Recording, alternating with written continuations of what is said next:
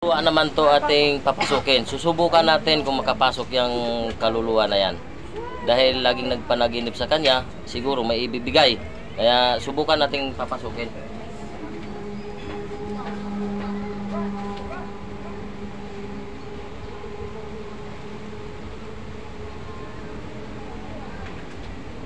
Anong pangalan? Pascual Daga. Si Pascua Daga, tinatawagan kita, nasaan ka man ngayon naroon? Pasok ka dito sa katawan na ito. Tayo mag-usap. Ano mang gusto mong iparating sa mga tao na ito? Oh, nandyan ka na? Sige lang.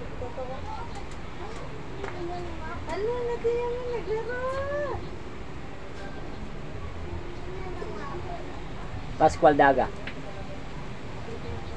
Oh, tinatawagan kita, Pascua Daga. Nasaan ka man ngayon naroon? Pasok sa katawan na ito. Sige. Ano, mayroon? Pasok! Ikaw na yan? Anong gusto mong iparating dito sa mga nagkakasakit ngayon? Yung ano, kilala mo ba itong nagkakasakit? Ha? Anong gusto mong iparating sa kanila? Ha? Anong gusto mong iparating dito sa babae na ito na gusto kang pumasok dito? Anong gusto mo?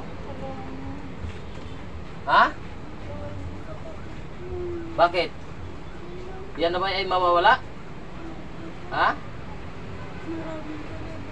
Maraming kalaban. Nasaan ka ngayon? Paikot-ikot ka lang dito? Hindi. Ha? Nandyan ka sa tinutulugan nila ngayon. Maraming kalaban siya ngayon.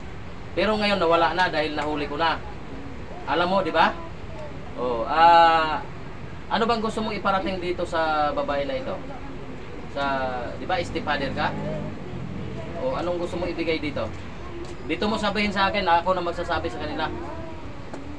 Dali, usap tayo. Siya lang makatulong sa akin. Siya lang.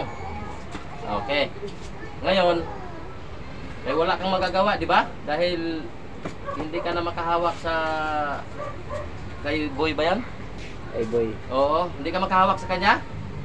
Bakit? Malakas ba ang kalaban? Ha? Hindi sila malakas, di ba? O, yan lang iparating mo. O, okay, tutulungan ko sila hanggat makakaya ko. Ha? Gising!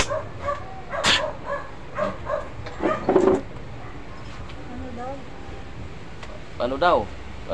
Naghihingi siya ng tulungan ko daw, tutulong daw ako sa inyo. At ikaw lang daw din makatulong sa kanila dahil ikaw ang napapapasukan, di ba? Parang gano'n ang ano no. Pero naghingi siya ng tulong sa akin. Okay. Hindi tayo magsawa ng tulong sa kapwa natin tao. Kung talagang ikaw ay isang manggagamot, talagang ibuhos mo rin ang ano mo. Oh, naawa siya. Patay na yung kinausap natin ngayon. Stepfather nila. Ngayon, hanggang dyan na lang ating video. Tayo ay kakain na kasi nagugutom na eh. Nagutom na kahuli isda.